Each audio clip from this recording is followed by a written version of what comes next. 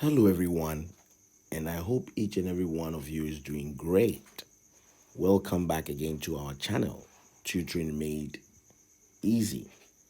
The goal of this channel is to help as many people with tutoring help concerning subjects that we do offer here: math, probability, accounting, economics, name it.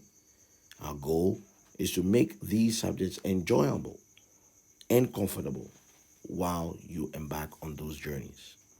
Please, if it is your first time coming in contact with our channel, we would like you to do us a favor by subscribing, liking the video, and sharing to as many people as possible. This will help grow the channel so we can help as many people as possible. Please, if you also have certain specific topics you want us to do a video on, feel free to drop it in the comment section below, and we'll be more than willing to do those videos for you.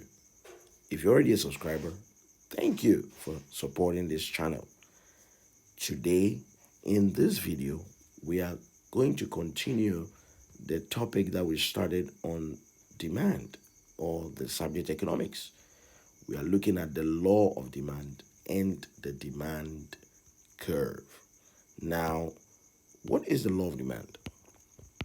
The law of demand, the law of demand, it says that all things being equal, all things being equal, what does it mean? All things being equal. It means that holding everything constant, all things being equal.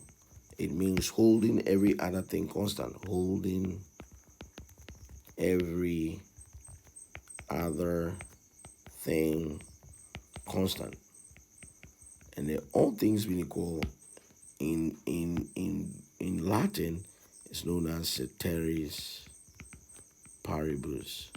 Ceteris paribus, all things being equal, holding every other thing constant.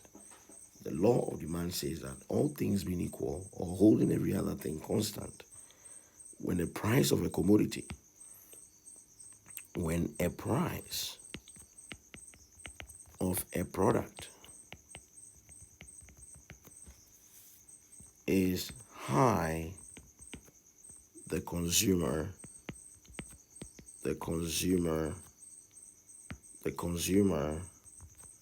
will purchase less of the product. On the other hand, when the consumer, on the other hand,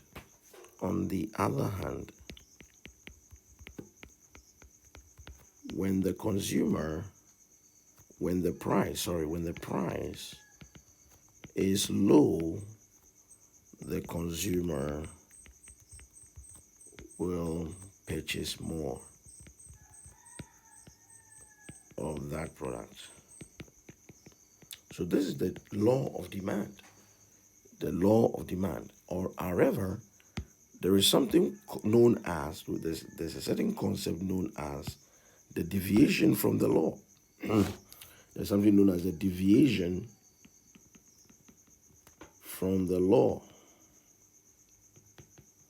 And what's that deviation from the law of demand? Remember, we're saying that when the law of demand says that when the price is high, people will buy less. People will buy less quantity.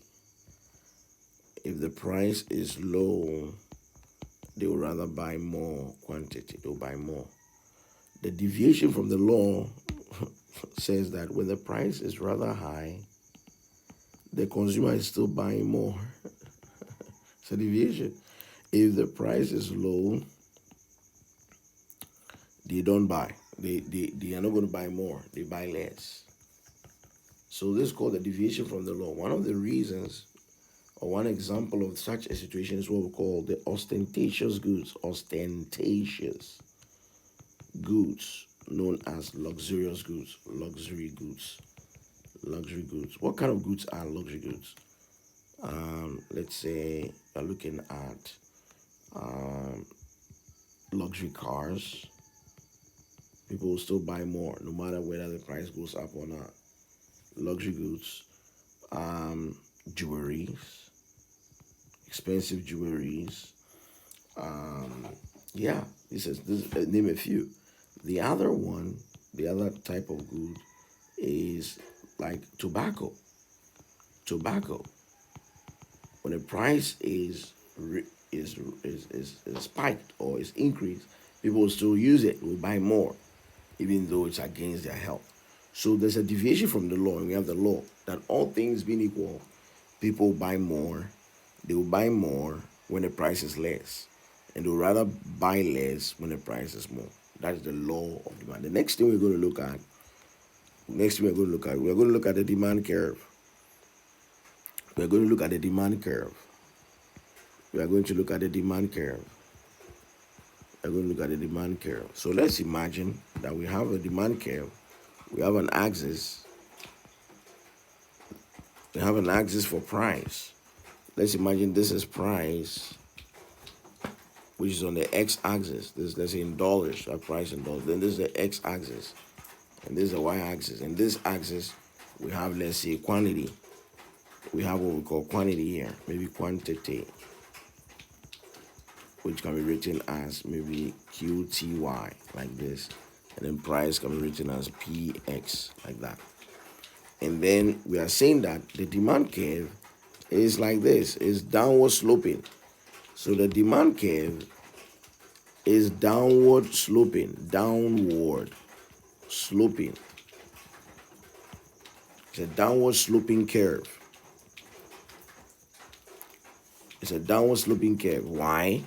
Because from the law of demand, we said that if the price, imagine that the price is here, maybe this price is $100. When the price is here, this is how much the person is going to buy. The person is just going to buy one of it. He's going to buy quantity one, only one of it. Also, when the price is dropped, let's say the price is dropped here. Let's say this is $50. The person is going to consume more. Is going to consume more. Let's say he's going to buy 3 of that. He's going to buy 3 quantity of the product. He's going to buy 3 of the product. So you can see that when the price is high, they buy less. If you look at this, the price is high, they buy less. So it's downward sloping because of price. So here we can say this point A, and here this point B. So it's downward sloping because of the law of demand. It's downward sloping because of the law of demand, which is based, the law of demand is based on only price. Only price. It's downward sloping because when the price is high, it's downward sloping because when the price is high, when we have high price, they buy less. Like here, point A, that is at point A, they buy QA. They buy QA, for example. They buy QA, which is less. Or however, when the price is low, which is at point B, they buy more quantity, which is Q, let's say QB. Let's make this side QB right there. So the demand curve is downward sloping because of the law of demand, which is related to only price. So the price goes up, quantity is down. When price goes down, quantity is up. And this relationship is known as an inverse relationship. So we can say that the demand curve is downward sloping because there's an inverse relationship, and because of the law of demand, inverse relationship. And that inverse relationship means that it is what? Negative. It's a negative relationship. Something goes up, something comes down. Negative relationship. And that is why it is downward sloping. So we can, in summary, say that the movement along the demand curve, movement along the demand curve, like this movement, like this movement here. You can move, there's a point here, another point. Movement along this curve, moving along the demand curve is caused by only price. Only price can cause that. Only price is what can cause the demand curve to be, moving. You can be moving along the demand curve. It's only price. It's only price. But all the other factors of demand that we spoke of, like population, like weather, like taste and preferences that we discussed in our previous video, are not going to be seen on the demand curve. They're not going to be movements along the demand curve. They are rather going to be shifts in the demand curve, shifts in the demand curve. So the demand curve is downward sloping because of the law of demand, which is affected by only price only. So price is affecting the demand curve to be downward sloping, and it is the only reason. So the price of the commodity itself is causing the demand curve to be downward sloping. So whenever the price goes up, people buy less of the product, and when the price goes down, people buy more of the product, and that relationship is known as an inverse relationship or a negative relationship. This brings our law of demand and demand curve topic to a close. When we come back again, we'll look at shifts in the demand curve. We'll look at shifts in the demand curve. By this moment, if you haven't yet subscribed to our channel, please do us a favor by helping our channel to grow by subscribing, liking the video, and sharing to as many people as possible.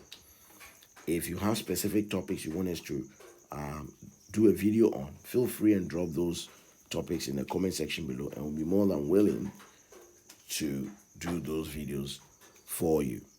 This moment, I'll come to you another time. Please take care and bye.